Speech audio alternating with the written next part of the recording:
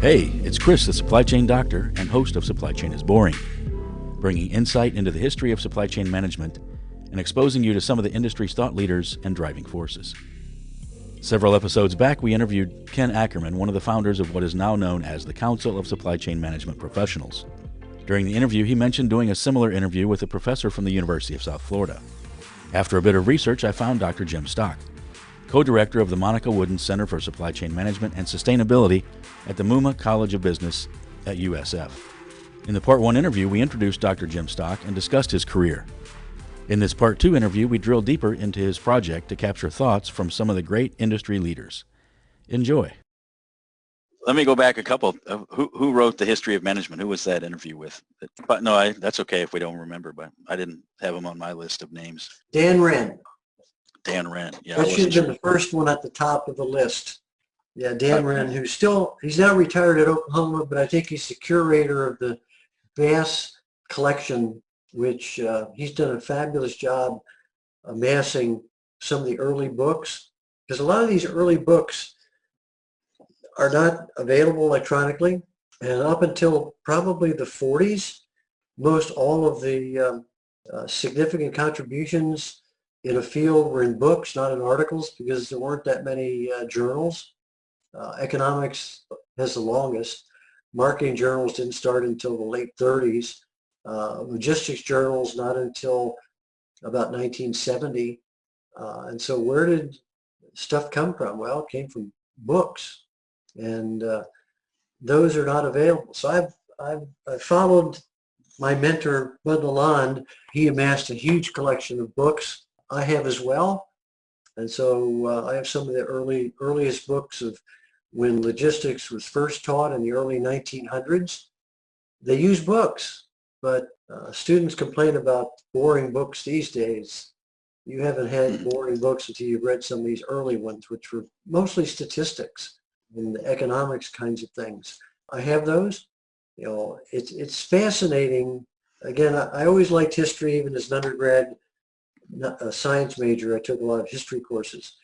But to read a book like, you're old enough to remember when management was taught, basically scientific management was the emphasis in management courses. Yeah, Frederick Taylor. Yeah, and all that is based upon Frederick Taylor, Scientific Management, Shop Management, which were books in 1913 to 15. Well, I've read both of those books. And, you know, obviously technology was much different, society was much different, and so forth. But the genius of these, Frederick Taylor, when you read his scientific management book, so much of it applies in lean and mean supply chain management, if you will. You know, doing more with less. Henry Ford discovered scientific management in his factories. He was a big advocate of Frederick Taylor. But students today, we don't teach scientific management anymore. We teach more leadership, other kinds of things. And I always ask my students, how many of you ever heard of Frederick Taylor? I don't get many unless they're older students. Mm-hmm. And that's unfortunate, because while things have changed, concepts and principles don't change as much. And you can get some great ideas from writers of the past who published books, sometimes articles, if you're talking about the 40s, 50s, 60s, and you can say, you know, they didn't have the capability to do this, or this was not an issue for them, but now it is, and no one's looked at that.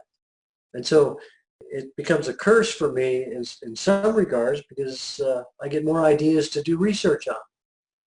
And I don't have time for all the ones I come up with anyway, so I share those with other people. So here's a topic for you to look at, might be of interest to you. One of my favorite books, it's really not academic, it's more pop culture, but Cheaper by the Dozen by Frank Gilbreth, or actually his daughter, just talks about the life of an industrial engineering father, or an industrial engineer who was also a father and had to manage a family of 12 people. So, and just the processes and procedures and rules that he had in place. It was fun. It's a good book. Yeah, I think you can learn from lots of books. I loved the Dilbert Principle book, because as he said in some of his interviews, all the topics he presents in Dilbert come from readers. He invents very few of them. I love the fact that he always portrays marketing people as people in devil costumes with pitchforks, because it's so true. What do they say? The difference in sales and marketing is sales, you're lying to one person, marketing, you're lying to the world. So, and I shouldn't be so harsh, but. You have to have humor. Sure. You had mentioned another name, Jim, Lambert. Who is Lambert? I'm not sure. Doug Lambert was a cohort of mine, graduated actually the same year from Ohio State. He's now retired. He retired from Ohio State almost 2 years ago now.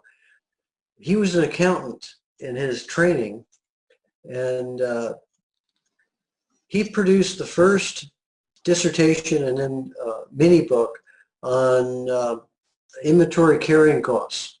Prior to him doing that, people used estimates or more likely guesstimates of inventory carrying costs.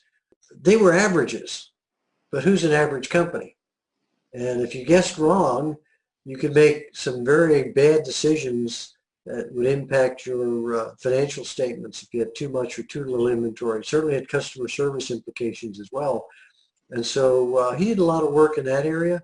Also was heavily involved in bringing together companies and academics to do research that was applied and of interest to businesses to do better jobs with their customers. So he's a very prolific writer. He co-authored logistics books with me. He's done a lot, but again, he's retired. I'll have to interview him at some point, and hopefully I get to them before they decease. It's been interesting. A lot of these folks have said, Jim, are you going to interview yourself? I said, well, that would be boring. It's great for my show, by the way. But I may do that in another year because, again, I've got the template. Each of the interviews begins with a historical overview of the person's bio or vita, and then it goes through the developmental periods of their lives from K through 12, through college, their work experience, what turned them on, military experience, family issues, etc. And then gets into their career and what got them interested in doing certain things, or why they emphasize doctoral students over program development, or any of these things which you typically only get in casual conversations, maybe at a cocktail party or somewhere, but they wouldn't be written down. No one else would know about them. So I like to think that these videos are like Paul Harvey, the rest of the story that he used to do. And this provides some of the rest of the story for people who might be interested in the discipline, to get a more richer perspective of how the discipline developed and who developed it and how they influenced that development, so that you should build on history and not ignore it. So, for example, when I read academic journals, it's rare to find a publication before 1980. And so I always pose this rhetorical question to myself: does that mean nothing was ever developed prior to 1980 that was significant? And maybe it couldn't be applied as it would be today, given our sophistication with data analytics and all the other stuff that we have. But principles, concepts, I think back to a book I read years ago. I don't even remember the title anymore, but it looked at a grocery store, and it used the analogy of the circulatory system in the body. And I read it because I had the science background in biology and chemistry. And I said, wow, he's using this analogy and word picture of the circulatory system in the body for showing how people would move through a grocery store. Well, that was long before people started looking at flow patterns in stores and how aisles should be set up and so forth. I don't think the book sold very well, but it was a concept before its time. It probably took a couple of decades before other people recognized it, maybe never even saw his book.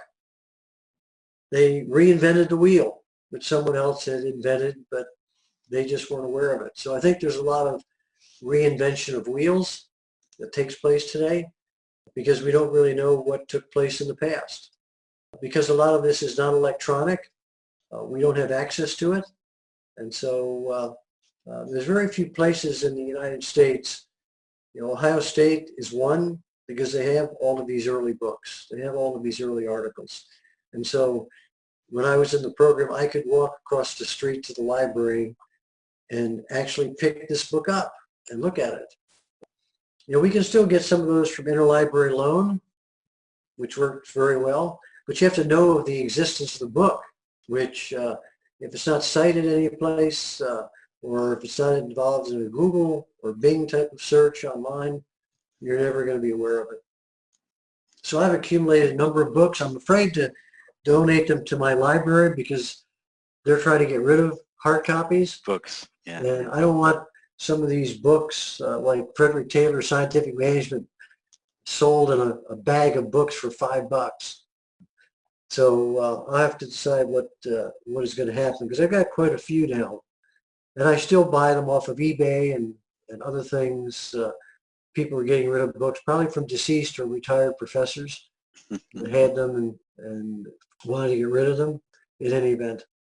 Well, you seem to have a lot of passion for this. And this is the exact reason why I wanted to have you on as a guest. I appreciate that. Now, before we wrap, I always ask guests that, their perspectives on careers. You kind of started down that path a little bit, but if you were doing it today, knowing what you know, would you still get into supply chain management, or what would you do? What types of jobs would you be looking for? Maybe you can act like I'm a student, one of your students, tell me what I should be studying or what types of jobs I should be looking at. Obviously the first thing is to go to USF. I think that's the first rule. Well, not necessarily. There's lots of good places. We're a real cheap option, though. Our tuition costs are much lower than Notre Dame. And the weather's much nicer. And the weather is much nicer. See, I don't have to go anywhere to retire. I can stay here. But I would tell students a number of things. One is, if you really want a program that's going to give you a skill set and a bag of skills to take with you, supply chain management is one that will do that, because it has a number of options available to you upon graduation. If you're an undergraduate student getting an undergraduate degree in supply chain management, you can go and work for a major retailer, because they all do logistics. You can go to work for a manufacturer, because they do lots of things in terms of procurement, distribution of finished goods, all logistics, supply chain stuff. You can go to work for a third-party provider. We've got transportation companies, warehousing companies, software companies, you name it. You can go work in consulting.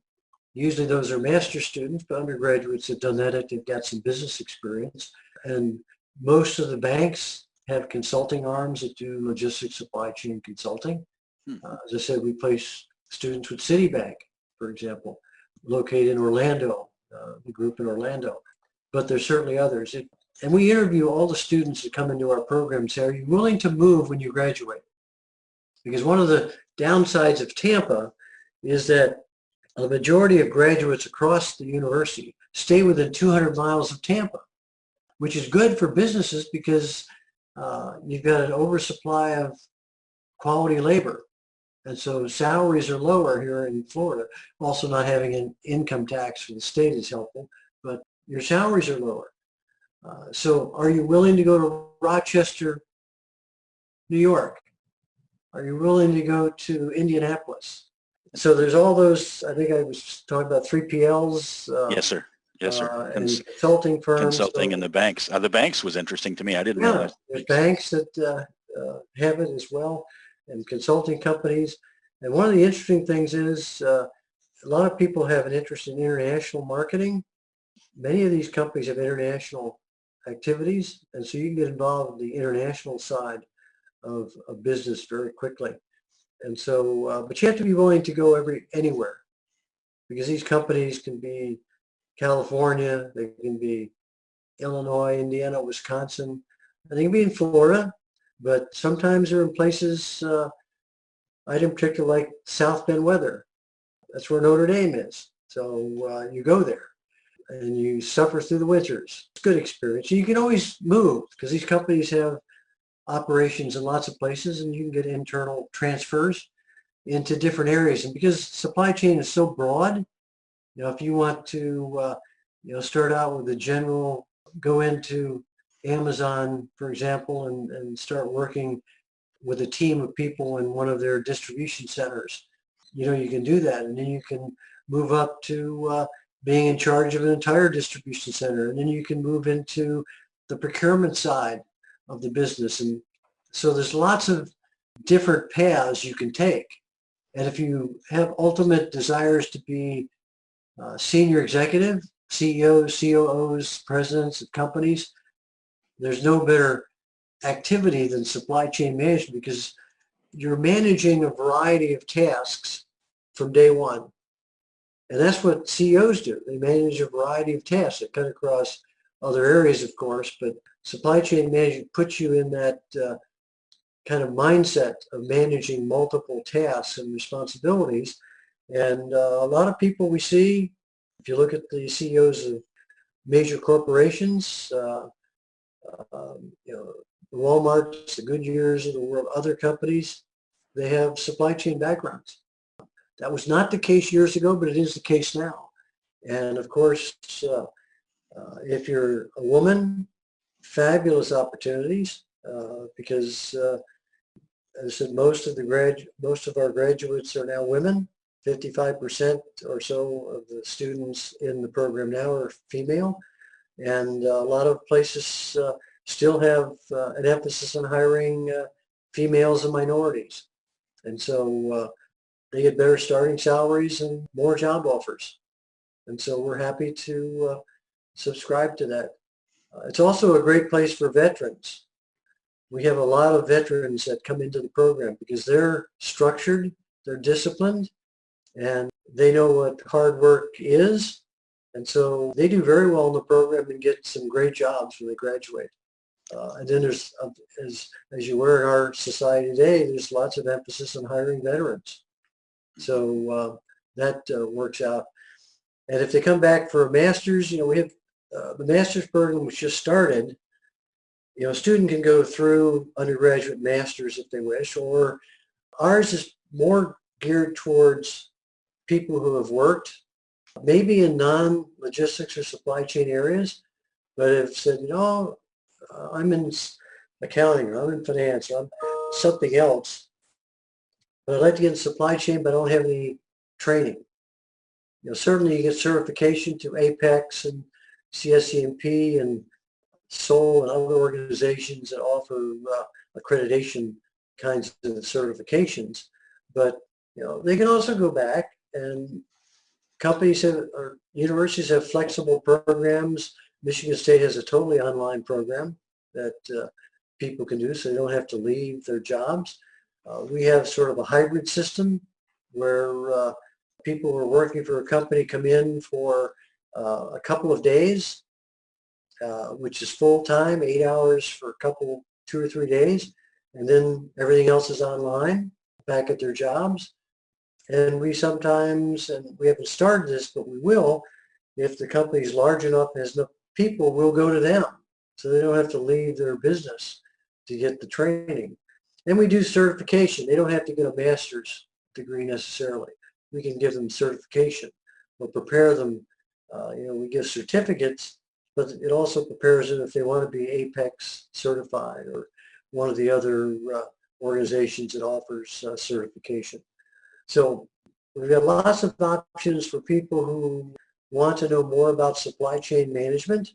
We get lots of transfer students out of accounting and finance who say, I don't want to work for a bank and do banking kinds of things, or I don't want to be an accountant. It's not as interesting as I thought it was going to be. But those analytical skill sets are very important in logistics supply chain management. And so we even, as we talk to applicants that are from other areas, we say, are you analytically inclined? Do you like analytics? Because supply chain management has a lot of analytics involved. So lots of options. That's going to grow, I think, during the Great Recession and even during COVID-19, which we're still in. Every job areas probably took hits, but I think supply chain management has taken less. In some industries, you figure Amazon and Walmart, Target have hired more people, and most of them have been in supply chain management areas. Where you've had declines are in, because so many business closures, you don't need as many people in transportation or warehousing because, well, there's a lot of restaurants and service organizations, the air transport business, certainly cruise lines and entertainment kinds of businesses have cut back. They don't need as many people, and therefore they don't need as many supplies, which is what supply chain management provides them. So we haven't seen growth, or we've seen stagnation primarily in those areas for supply chain people. But in all the other areas, yeah, people still need products. People still need toilet paper on the shelves in grocery stores and mass merchandisers. Somebody's got to get it there. And procurement, which is an area a lot of some of our students go into, is very important because where do you get this stuff? And we're seeing significant changes taking place, saying maybe we don't want it to come from China or Southeast Asia. It's a long ways from there. It takes a while to get here.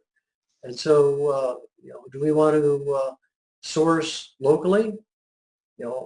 We saw with the pandemic, if you wanted certain pharmaceuticals or equipment for people who were first responders and nurses and those kind of doctors and so forth, you couldn't get those here. And it was a worldwide issue, so everybody wanted this stuff. And you've seen all the problems that are associated with sourcing from places far away, and sometimes the quality is not there. So a lot of companies are going to be reassessing what they do in terms of where they procure, and they'll be near sourcing or near shoring, getting things closer. And so you have to look at what are closer places. Central and South America are closer. Europe's closer than Asia. So you start looking at, or how about the U.S.? So I think we're going to see a lot of manufacturing come back to the U.S., particularly in the pharmaceutical area and medical supplies and equipment. And that's going to involve certainly chemists and doctors and scientists and so forth. But it's also going to require people to do marketing, people to do logistics and supply chain management, all those other areas. And so I think we're going to see a continued boom generally. And of course, when you look at the trade press kinds of things, one of the top careers for women is supply chain management. They recognize that there's great opportunities for women in supply chain management. So there's no barriers to minorities and women doing well in logistics supply chain management. And I think that's an enticement to people. So if you want lots of challenges every day, supply chain logistics are great areas to be in. You don't have to, you may go in and decide, wow, I really love warehousing, so I'm going to stay in warehousing. You can be creative and entrepreneurial in warehousing as well as you can if you're taking a broad brush perspective, because you've got things to look at in terms of technology improvements, what kind of carousels and automated equipment do you want, how are you going to construct warehouses so they're energy efficient, what can you do in terms of handling product returns? Do you have to have separate facilities, or can you do those in the same facilities where you're shipping out new products? So there's constant challenges that you're going to have even if you stay within one particular area. Transportation, what about autonomous vehicles, electric vehicles, natural gas vehicles, so on and so forth. And again, you look at all the different stuff with human resources that take place in terms of onboarding and training of people. So supply chain is so broad, it's tough to get bored when you can have so many different things you can do. Well, I think you've proven me wrong, sir. Yes, there is so much to do. Well, I appreciate your time again, Jim. Yeah, I feel like Robert Frost in his famous poem, Stopping by Woods on a Snowy Evening. His last two sentences of the poem is, and miles to go before I sleep, and miles to go before I sleep. He printed it twice. That's what I feel like. I've got so much I want to do that I'm going to sleep long before I finish everything. I'm going to have that folder will be behind when I'm deceased. Sure. Someone else can use them.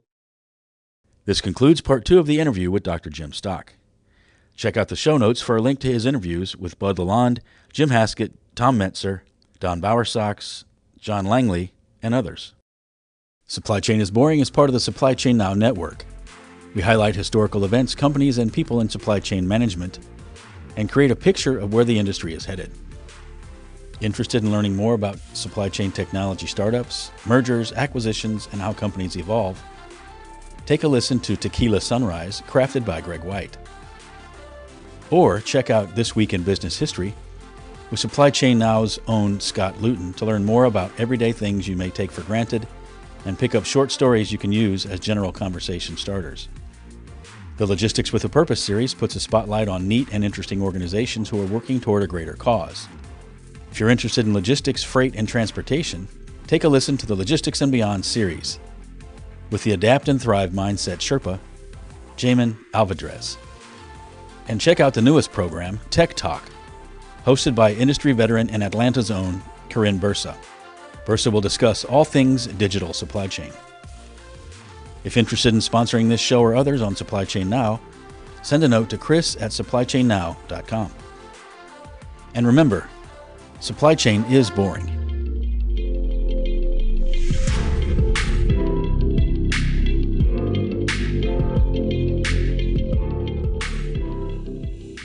And I appreciate you contributing. I'm glad to be part of it. Sorry it took longer than you anticipated. No, that's great. I'm glad I can maybe break it up into 2 sections or whatever it takes. So I'm glad to be part of your network. If anything I can try to ever do for you, let me know. But once I get these published. Do what the folks do at the TV station. I talked to them 30 minutes and they put 10 seconds on. No, this will be great. This will be everything. It won't be much shorter. I'll cut out 6 minutes for the delivery, but I think that was neat. A delivery. We're talking supply chain management. And you were trying to negotiate the final mile delivery. Last mile delivery, use of drones. Drones are significant in terms of when you have disasters. They don't need roads. Yeah. They don't need rail lines. They don't need airports. They just fly in. They have drones that'll carry 1,000, 2,000 pounds. So they can carry lots of stuff.